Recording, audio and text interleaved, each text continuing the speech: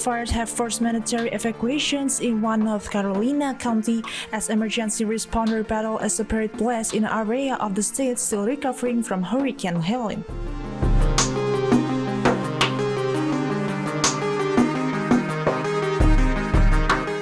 South Carolina's governor has declared a state of emergency in response to the spreading wildfires.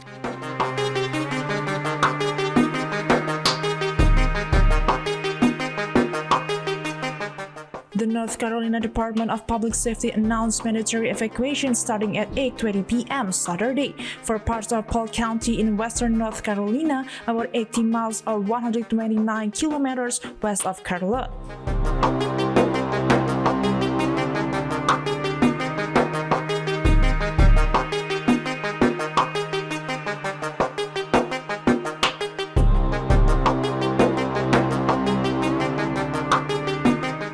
The Public Safety Department says shelters have been set up in Columbus, North Carolina.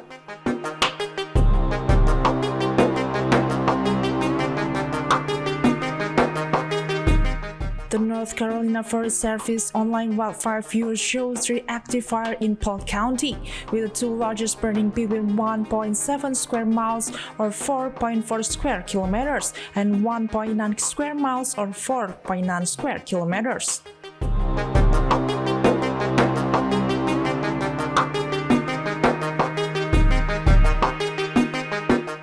2 other fires are active in nearby Burke and Madison counties, with a 3rd burning in Stock County on the northern border with Virginia.